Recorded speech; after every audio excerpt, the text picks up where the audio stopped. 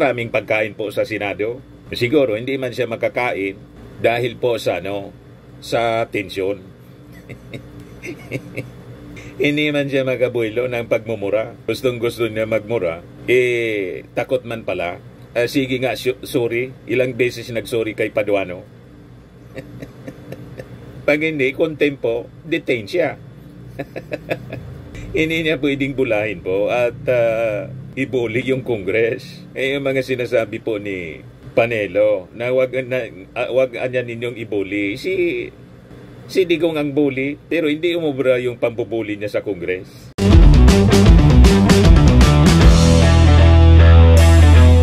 Ito naman po yung bago naming product na binibenta online. iGlow Serum Whitening po siya. Tingnan ninyo yung epekto sa aking anak na architect before and now. Yung mga inquiries po ninyo, dumiretso na lang kayo sa kanyang Facebook account, Riz Maravillas. So habang mga kababayan, nasa paganda tayo sa bagyong si Titito po at katatama pa lang yung bagyong si Ophel sa ating bansa doon sa Cagayan. Pero yung ating Pangulong Bongbong Marcos patuloy sa kanyang regular na trabaho kasi siyempre may kanya-kanya naman pong may kanya-kanyang agencies na nakatuka. Yung mga disaster officials, mga kababayan, nakatutok doon sa bagyong Ophel at saka itong pinagandaan na pagtama dito sa amin ng bagyong si Pipito. Abang yung ating Pangulong Bongbong nasa inauguration mga kababayan dyan sa Cavite, yung LRT-1 extension na ang nagsimula po ng project ng LRT, yung kanyang tatay, yung dating Pangulong Apo Lakay. Then habang busy sa pagtrabaho, yung ating Pangulong Bongbong, sinday man po ang topic, yung kadramahan daw ng kanyang tatay. Ibigay ko sa inyo yung mga kwentong yan mga kababayan. Yung mga kontrobersya, yung bank accounts na binulgar ng dating Senador Trillanes. Yan ang topic ni Inday. Yung mga personal nilang napasukang problema. But anyway, before natin pag-usapan yan mga kababayan, click subscribe muna dito sa ating YouTube channel and hit the notification bell para lagi po kayong updated sa mga kaganapan dito sa ating bansa. Like and share na rin po ninyo ng ating video at huwag na rin po ninyong skip yung ating mga commercial ads para tuloy-tuloy lang ang pag-unlad ng bagong Pilipinas. At itong ating programa mga kababayan, atid sa inyo nitong ating mga sponsors. Firmax Firming and Lifting Cream. Pinapay po sa mga pulses in affected area. Mainam po ito sa mga pains at paninigas ng mga kaso-kasuan. Ito sa mukha naman yung application, anti-aging, Automax po siya. Ito iGlow Serum mga kababayan. Whitening po siya. Made in South Korea. Ito naman po, Nengxia Red Mix Fruit Drink. Gawa po siya sa goji berry. May anti-cancer properties po siya. At sa mga nagana po ng malinis and spacious fitness gym, pumunta lang po kayo sa aming Colossal Fitness Gym. May Grab car rental din po kami. At bills payment po sa aming office. At saka sa mga mahilig po sa mga imported bags, manood po kayo sa live selling ni Madam Aileen Rosales sa kanyang Aileen Closet po. Pati mga shoes, ito yung kanya po. Ito yung kanyang page. Kita ninyo, napakagandang mga online selling po siya. Si Madam Aileen Rosales. Cellphone number niya po 773-798-7816. So balik tayo mga kababayan dito sa ating topic. But before that pala, kailangan ma-update ko kayo ng kalagayan ng ating panahon. Lalo na itong papasok na bagyong si Pipito. Katatapos palang manalasa kasi si Ophel doon sa Cagayan, si Pipito naman po yung papasok. This is first in 51 years, sabi po ng Japan, Weather Bureau ng Japan, na nagkaroon tayo ng sunod-sunod na pagtama ng bagyo. Ito nga po yung damage, Yan po, sa Cagayan. Tingnan ninyo, Santa Ana.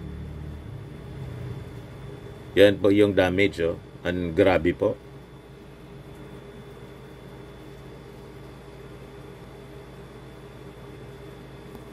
Kaya kailangan po natin yung paghanda dito po sa pagpasok ng bagyong si Ophel. Ibigay ko sa inyo po yung bulletin. Para po sa pagpapalaganap po ng warning po na binibigay po ng Pag-asa, kasabay po sa pagtulong po natin sa mga disaster managers at local government units. Ito po ang update sa dalawang bagyo na nasa loob ng Philippine Area of Responsibility, ang Severe Tropical Storm Ophel at ang Typhoon Pepito. Ang bagyong Ophel po from typhoon ay isa na po ngayong severe tropical storm. Huling namataan po natin 195 km kanluran po yan ng Itbayat, Batanes. Taglay po nito ngayon ang lakas na hangin na 110 km per hour, malapit sa gitna at bugsong aabot naman hanggang 135 km per hour. Ito po ay naasang kikilos pahilaga-hilagang kanluran sa bilis na 20 km per hour. Ito po muna ang mga babala po natin kaugnay po sa bagyong Ophel. Susunod po natin ang bagyong Pepito. Ang bagyong Ophel po ay inaasahan po natin na patuloy na kikilos ng pahilaga-hilagang kanluran at ito po ay inaasahan pong mag-exit po pansumandali ng PAR po bukas po ng hapon. Ito po ay maaring pumasok ulit ng Philippine Area of Responsibility at kumilos ng pahilagang silangan at maglandfall po dito sa Taiwan. At paglandfall niya po sa Taiwan, may posibilidad po siyang maging isang low pressure area na lamang sa susunod pong mga araw. Ito po ay sa Monday. So sa ngayon po, nakataas pa rin po ang wind signal number 2 sa Batanes. Ito po yon. At wind signal number 1 naman po sa northern portion ng Cagayan. Dito po sa may Babuyan Islands, northern portion ng Apayao, at dito po sa northern portion ng Ilocos Norte. Sa mga susunod pong issuance po ng bulletin po natin, inaasahan po natin na unti-unti na pong mawawala yung mga wind signal po natin sa dulong Hilagang Luzon. Ano naman po ang kaakibat pa rin pag-ulan ng Ophel? Mga significant rainfall po na maaari pong idulot within 24 hours. Ang may babala na lang po para sa mga malalakas na pag-ulan ay ang Batanes. Asahan po ang katamtaman hanggang sa malakas ng pag-ulan sa Batanes within 24 hours. Kaakibat pa rin po ng bagyong Ophel, meron pa rin po tayong nakataas na gale warning dito po sa may Batanes, Babuyan Islands at northern coast po ng Ilocos Norte.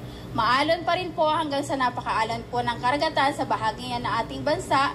Kaya naman po yung ating mga kababayan na gumagamit ng maliliit na sasakyang pandagat, bawal pa rin pumalaot. Pero expected po natin mamaya hapon, maaari na po nating i-lift yung gale warning po dito po sa dulong Hilagang Luzon habang papalayo po ang bagyong Ophel. Samantala po, pagkatapos po natin na makita po yung mga babala tungkol sa bagyong Ophel, ay dito po naman tayo dumako sa bagyong Pepito na pumasok nga po ng Philippine Area of Responsibility kagabi. Huling namataan naman po ito ng Pag-asa, 630 km po silangan po ng Giwan, Eastern Samar. Taglay na po nito ang lakas na hangin ngayon na 130 km per hour malapit sa gitna. At ang bugso ng hangin po ay umaabot po hanggang 160 km per hour. Inaasahang patuloy na kikilos ng westward sa bilis na 30 km per hour. May kabilisan po ang bagyong ito. Base po sa ating track, mapapansin po natin may kababaan po ang lokasyon po ng bagyong Pepito po sa ngayon. At ito po ay inaasahan po nating magla-landfall po base po sa track po natin sa Catanduanes, bukas po yan ng gabi hanggang Sunday po. Yun po yung possible landfall time po natin. Ngunit mapapansin po natin, gaya po ng laging pinapaliwanag po ng Pag-asa, kahit ito po ang forecast track po natin ngayon, may tinatawag po tayong cone of probability. Ito po yon.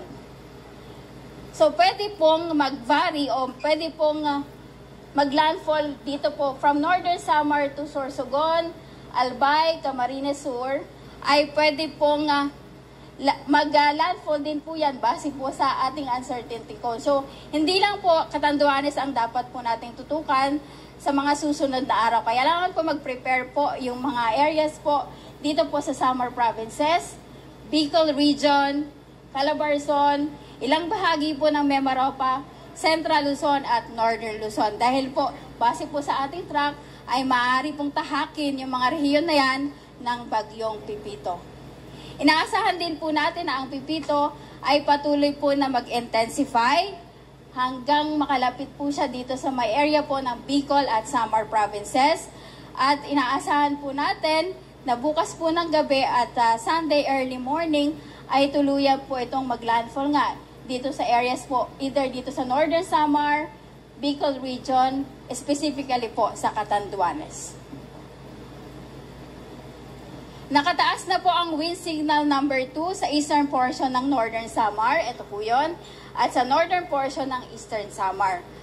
At wind signal number 1 naman po sa northeastern portion po ng Quezon Province, southeastern portion ng Quezon Province, Camarines Norte, Camarines Sur, Catanduanes, Albay, Sorsogon, Masbate, kasama po dyan ang Burias at Ticao Islands. At dito po sa Northern Samar, nalalabing bahagi ng Northern Samar, at nalalabing bahagi po ng Eastern Samar, kasama na po ang probinsya po ng Biliran. Inaasahan din po natin habang papalipit ang bagyo ay itataas po natin yung mga warning signal dito po sa areas po kung saan nakataas na po ang wind signal number 2 and number 1. So dito po sa Bicol Region at dito po sa Samar Provinces, expect po natin na pwede po nga itaas po ng pag-asa ang wind signal dyan into 3, 4, and 5 pag naging super typhoon po ang bagyong Pipito once lumapit po siya ng landmass po. So hindi po natin nirule out na bago mag-landfall ay pwede pong maging super typhoon ang bagyong Pipito. Sa babala naman po sa pag-ulan, inaasahan po natin na bukas po ng tanghali hanggang Sunday po ng tanghali ay meron pong torrential na mga pag-ulan dito po sa Catanduanes, Albay, Sorsogon at Northern Samar. Heavy to intense naman po ang mga pag-ulan dito po sa Eastern Samar, Camarines Sur at Camarines Norte. Samantala, katamtaman hanggang sa malakas na mga pag-ulan naman po ang inaasahan natin sa Quezon Province, Masbate, kasama po dyan ang Burias at Ticao Islands. Dito po sa Samar at dito po sa may Biliran, kasama na po ang Leyte Province. Simula naman po linggo ng tanghali hanggang Monday po ng tanghali, inaasahan natin na dadami po yung lugar na magkakaroon po ng malalakas na pag-ulan. Simulan po natin sa intense to torrential. Ibig sabihin po, walang humpay po ang mga pag-ulan na inaasahan po natin dito po sa areas kung saan po nakapula po yung mapa. So dito po sa Aurora, Quezon, Camarines Norte, Camarines Sur, Catanduanes, inaasahan natin habang dumadaan ang bagyong Pipito ay walang humpay po ang pag-ulan dyan kasabay po ng kanyang pagdaan. Samantalang matitinding pag-ulan din po ang inaasahan pa rin sa Albay, Sorsogon, Northern Samar, Marinduque, Cavite, Laguna, Rizal, Metro Manila, Bulacan at Nueva Ecija. Samantala naman po, katamtaman hanggang sa mga malalakas na pag-ulan naman po ang inaasahan pa rin dito po sa Samar, Eastern Samar, Masbate, kasabay na po ang Romblon, Oriental Mindoro, Batangas, Pampanga, Bataan, Zambales, Tarlac, Pangasinan, Nueva Vizcaya at Carino. Kung mapapansin po natin, yung buong Luzon, kasama na po yung malaking bahagi ng Eastern Visayas, ay sakop po ng hazards po na maaaring idulot po ng bagyong Pipito habang ito po ay namamaybay dito sa rehiyon po ng Eastern Visayas, Bicol Region, Calabarzon, Mimaropa, Central Luzon at meron din pong area sa Northern Luzon. Samantala naman po, ang banta po ng storm surge sa bagyong Ophel, hindi po ito na-tackle kanina, meron pa rin po dito sa 1 to 2 meters pa rin po dito sa Batanes, Cagayan, Ilocos Norte at Ilocos Sur. Samantala, ang bagyong Pipito po ay may banta po ng storm surge dito po sa bahagi po ng Catanduanes, Camarines Sur, Camarines Norte, Masbate at Quezon Province. Kasama po ang kanlurang bahagi po ng Sorsogon. 2.1 to 3 meters po ang storm surge na maaling idulot po ng pagdaan ng bagyong Pipito. Samantala sa Albay naman, Biliran, nalalabing bahagi ng Camarines Sur, Eastern Samar, Northern Samar, Quezon, Samar, at ito po yung Samar, western part ng Samar po yan, at Sorsogon, inaasahan naman po na 1 to 2 meters naman po ang pwedeng storm surge na maidulot po sa pagdaan po ng bagyong Pipito. Para po sa mga kababayan ko po sa Bicol, magpaparatabi kita sa maabot na bagyong Pipito. Bicolana yata yung forecaster ng Pag-asa diyan sa Quezon City. O maganda lang po tayo. Pray and prepare. Di ba? Dito sa amin po, preemptive evacuation po. Force evacuation yung ginawa kanina. O ngayon, dito tayo sa bagyong Pusit.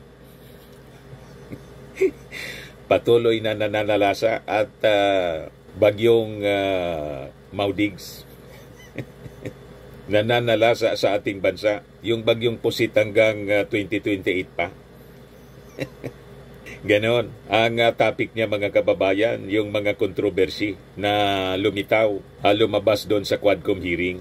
Sa pag-amin mismo ni Inday, sabi ni Inday mga kababayan, yung kanyang tatay daw, best dramatic actor during the House hearing. Damage control si Inday. Hindi man siya pwedeng mag-damage control kasi siya mismo damage. Ang ibig niyang palabasin, drama lang yung ginawa ni Digong na gustong suntukin si Dilima. Inaan siya sa ng buntal. Tapos, si Trillanes gustong sampalin at hambalusin ng microphone. Yan ang gustong palabasin ni Inday. Nagda-damage control siya. Malabo po. Talagang ugali niya yan. And sabi niya, the Vice President said she would rate her father as 12 on the scale of 1 to 10 and would describe him as the best dramatic actor. Kayo na lang niya umintindi kung bakit. Nakita nyo naman sa ginagawa niya usually kasi hindi siya nakikinig sa mga kasama niya. So humingi sila ng tulong sa akin na pagsabihan siya. The Vice President said her father could have experienced low blood sugar level during the recent hearing because his last meal that day was taken in the early morning. Nagpaalam ako na excuse ko na lang siya. But ayaw niya. Pero naniniwala naman na siya noong sinabihan namin siya na kumain na muna. Palusot pa rin. Maraming pagkain po sa Senado. Siguro hindi man siya makakain dahil po sa tensyon. Hindi man siya magabuelo ng pagmumura. Gustong-gusto niya magmura. Takot man pala. Sige nga, sorry. Ilang beses nag-sorry kay Paduano. Pag hindi, kontempo, detain siya. Hindi niya pwedeng bulahin po at ibuli yung Congress. Yung mga sinasabi po ni Panelo na wag anya ninyong ibuli. Si Digong ang bully, pero hindi umubra yung pambubuli niya sa Congress. Dahil sa nangyari po, sa intense na questioning sa kanya ng mga members ng Quadcom, yan tuloy, diretso nang binaon ni Digong yung sarili niya. Diba? Pakinggan natin si Inday. Sabi niya dito, best dramatic actor daw yung tatay niya. Yung performance ko, and I said the best dramatic actor. So, actually, from 1 to 10, sabi ko, you're a 12. But you mean it? He was really at 12 now. Yes. Kung bakit best dramatic actor? Kayo na lang yung umintindi naman sa Malinaw na damage control po. Gustong palabasin. Drama lang yun ni Digong na pag-liab. Umusok ng todo po, lalo na kay Trillanes. In contrast, mga kababayan, kay may malayo po yung Vice Presidente sa personality po at dedikasyon sa trabaho. Si Inday, aros hindi naman po nagtatrabaho. Yung Pangulo po, nandun sa LRT-1 extension, Cavite extension, para pasinayaan po yung LRT-1 na ang nagsimula po ng LRT. And the first in Southeast Asia po, mga kababayan, yung tatay ng ating Pangulo, si Apo Lakay, Ferdinand Idralin Marcos. Yan po ang history, mga kababayan. Siya po ang nagsimula. Pakinggan natin itong video clip. I am proud and pleased to join you on my birthday for this historic commencement of service of our country's very first light rail transit system. No words of congratulation can add luster to the impressive achievement of those who conceived, promoted, and built this magnificent addition to our metropolis. The LRT has the interests of the mass commuter, the common man at heart. In behalf of our people, therefore, I'd like to congratulate the light rail transit, particularly the engineers and workmen who, through considerable hardship, have made this engineering feat possible. Let's clap for all of these workmen. Diba?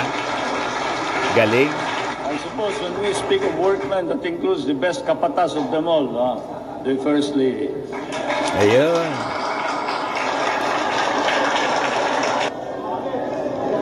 Yan po ang first LRT. Ito na siya ngayon, yung Cavite LRT1 Cavite Extension Project Phase 1. Magiging operational na po simula bukas, November 16. Yan po ang ating Pangulo na napakagaling, tulad ng kanyang tatay. Di ba? Beautiful. Ayan po, tinesting na niya. Galing. Siya yung nag-drive po. Bagong Pilipinas logo. Tinesting ng ating Pangulo. Ayan po siya. Pakinggan natin yung kanyang mensahe dito.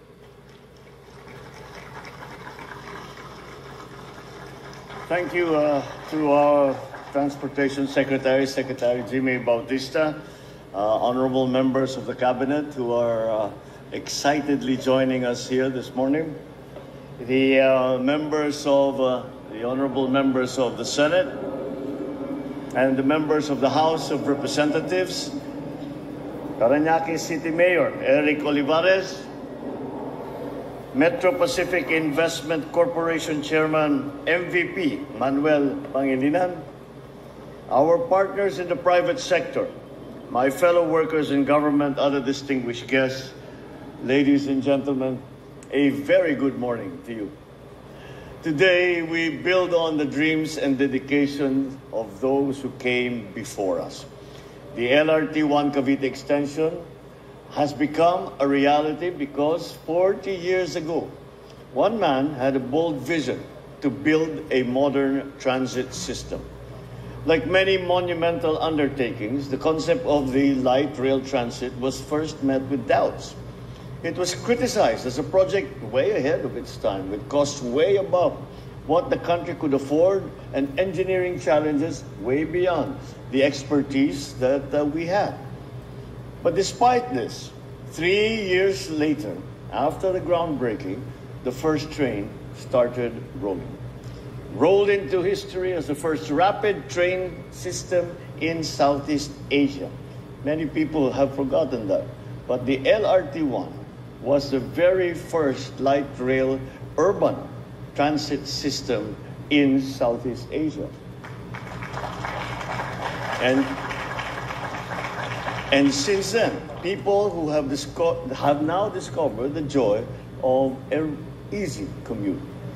Above all, as one of the biggest and most complicated public works at that time, it instilled pride in our people and reinforced the belief that Filipino talent and ingenuity can always overcome any odds.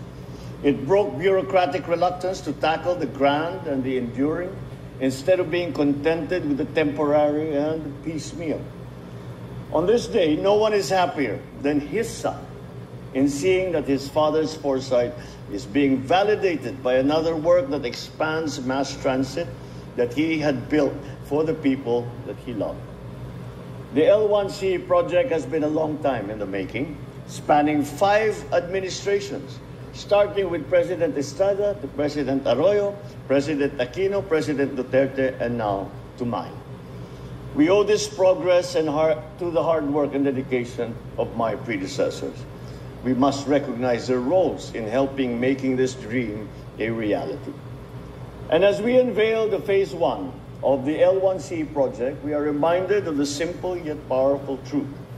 The way forward is guided by learning from the past and honoring the values and traditions that shape our path towards a better future. The phase 1 extends the LRT1 Line 1, bringing us. So, kita ninyo ang ugali ng ating Pangulong Bongbong Marcos. Hindi siya credit grabber tulad ng pinalalabas ng mga DDS. Ina-acknowledge niya, pati si Digong ina-acknowledge niya. You see? Pero nagsimula nitong LRT, yung kanyang tatay, at yung LRT extension, si Erap Estrada yung nagsimula. Naintindihan na ninyo, mga DDS. Kaisipan nito ng tatay ng dating Pangulong Marcos Sr. You see? Ipatuloy natin mga kapatid. In-interrupt ko muna para bigyan ng emphasis because of that, mga black propaganda ng mga DDS na yung ating administrasyon, yung ating Pangulo, credit grabber daw. Baka kayo. Balikan natin yung speech ng ating Pangulo. First 5 new stations in Parañaque City. These stations, Redemptorist Asiana, Mia Road, Parañaque Integrated Terminal Exchange, Ninoy Aquino Avenue, and Dr. Santos, will serve as vital access points for many, many Filipinos. The Dr. Santos Station, formerly known as Sukat, is an intermodal transport facility offering multiple bays for public and private vehicles. This facility exhibits our firm determination to provide efficient, accessible transportation options for all. With the phase 1 completion, the LRT1 will have the capacity to serve an additional 80,000 passengers every day, significantly enhancing our current ridership. Commuters will now see a great reduction in travel time, allowing them to spend more time with their loved ones. By serving commuters across Metro Manila, Cavite, and neighboring areas, the whole project creates a smoother, more reliable mode of transport. Our journey towards a more seamless and modernized public transportation system does not end here. We are committed to building station after station, reaching as far and as fast as our people's needs dictate. Patuloy pa nating pinapalawak at pinapaganda ito. Tulad na lamang nitong pinagsisinayangan natin ngayon. At the same time, I recognize that countless rail projects, those conceived, broken ground upon, thoroughly studied, and even initially financed during my administration, may not see completion in my term. This is the nature of railway development and of any large-scale development. This is not a short-term endeavor. It requires patience, persistence, and passion and commitment that extends beyond immediate timelines. Rail projects not only commence when soil is first taken from the earth. In fact, most of the heavy lifting is done during the preparations. Our role is to ensure that we have a roster of projects running along the pipeline so that the next generations will assume that these heritage projects and take on the responsibility to finish them.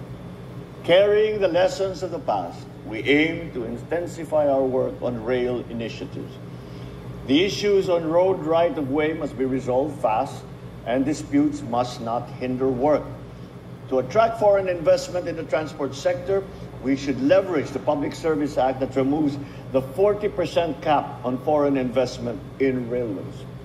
Finally, the public-private partnership or PPP hybrid model on L1C serves as a perfect template for future investment. With these in mind, we are pursuing more transportation projects. Dito sa LRT1 Cavite Extension, hangad ko na matapos ang natitirang 3 istasyon hanggang Bacoor, Cavite sa lalong madaling panahon. Ukol sa Unified Grand Central Station sa Quezon City na magsisilbing terminal kung saan magtatagpo ang 4 na linya. Hangad ko na agaran nitong magkukumpleto. Nang sa gayon, handa itong magbigay ginhawa sa mga pasaherong tumatangkilik sa tren araw-araw. Para naman sa MRT-7 na tatahak mula sa Quezon City hanggang Bulacan, inaasahan ko na magamit na ito upang maranasan ng tinatayang 300,000 pasahero ang pangakong 35 minutong biyahe sa magkabilang dulo. Sabik na rin akong makatanggap ng paanyaya sa pagbubukas ng unang yugto ng North-South Commuter Railway.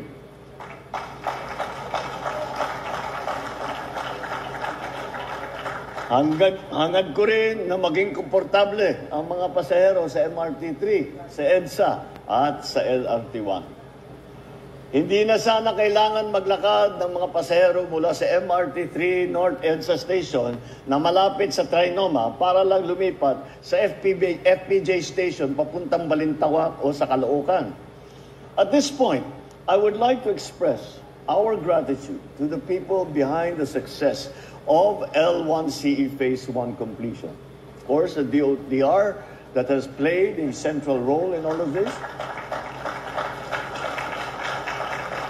The Light Rail Transit Authority, the project concessionaire, the Light Rail Manila Corporation, including our financial stakeholders and contractors, for providing the Filipino people with safe, reliable, and efficient transportation services.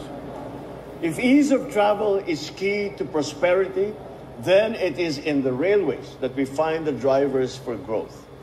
When we connect our hubs and our heartlands through a reliable, efficient transportation system, a people system accessible to all, we foster a truly inclusive and connected nation. Together, let us build a more advanced, progressive, and prosperous Bagong Pilipinas, one where every Filipino can look towards a future of seamless connectivity, improved mobility, and the freedom to spend time on what truly matters. I took note of MVP's quotation of the Colombian president, and this is this has been actually what I have told all in the transport system, and why I have put so much emphasis on rail transport. And that is my experience in taking I've been riding trains for most of my life, simply because as a student and as a young man, it was simply the most convenient. But I think that anyone who has had any experience commuting in big cities like New York or London or Paris, you can see that the ridership is a mixed bunch. It's not only ordinary workers who are going to work, but you also see people who clearly are people with yung may kaya. Yung mga may kaya magkaroon ng limousine, magkaroon ng naka-Rolls Royce sila nakaparada sa bahay. Ngunit, ang ginagawa nila, sumasakay sila sa tren. Dahil, yan ang pinakamabilis, yan ang pinakamaganda, at yan ang pinakaginhawa na paraan upang makarating sa kanilang pagtatrabahuhan. And that is the point at which, when we can see as we refer to them, the rich folk riding the trains as a matter of choice, before riding their fancy automobiles going to work, simply because it is the quickest way there, it is the easiest way there, then I can say we have succeeded at least part way in what we have been aspiring to do. This is the Philippines we strive for, a nation that moves forward as one. Maraming salamat po. Mabuhay po ang Bagong Pilipinas. Sa mga naghanap ng malinis and spacious fitness gym, pumunta lang po kayo sa aming Colossal Fitness Gym. We also offer Grab Car Rental with our brand new 2023 model ng Toyota Innova. We also accept booking for those who are planning to travel via PAL, Cebu Pacific, and other airline companies, local and international, and bills payment for Meralco Bills, PLDT, Aleco Bills, etc. Ang Colossal Fitness Gym is located at 3rd floor Security Bank Building, Landco Business Park, Legazpi City, Albay. For inquiries, look for Chilon Maravillas. Contact number 0966-802-0949. Yan yung aming Innova. Lagi na pong matao sa amin. Pati mga foreigners po, tingnan ninyo. Mga British tourists sila. Ang lalaki ng katawan na, mga kababayan, nag-gym sa amin. Ito naman po, Indian National. Ito mga mga European sila. Ito naman yung bago naming product na binibenta online, iGlow Serum. Whitening po siya galing sa South Korea. Tingnan ninyo yung epekto sa aking anak na architect entrepreneur, Riz Maravillas. For inquiries, look for Riz Maravillas on FB. Ito naman po, Firmax Firming and Lifting Cream. Pinapahid po ito sa mga pulses and affected area. Mainam po ito sa mga pains at paninigas na mga kaso-kasuan. Ito po, Automax Radiant Serum. Sa mukha naman yung application. Anti-aging po siya. You will look 10 years younger than your age. Sa mga cancer patients naman po, baka lang gusto ninyo itong itry. Nengxia Red Mixed Fruit Drink. Hindi man po siya gamot, food supplement siya. Kaya lang, gawa siya mga kababayan sa goji berry. Yung goji berry may anti-cancer properties. Yung mga inquiries ninyo, dumiritso na lang kayo sa aming messenger sa Facebook para masagot namin agad. Ayos po, ako po si Dante Maravillas. Bye-bye. God bless.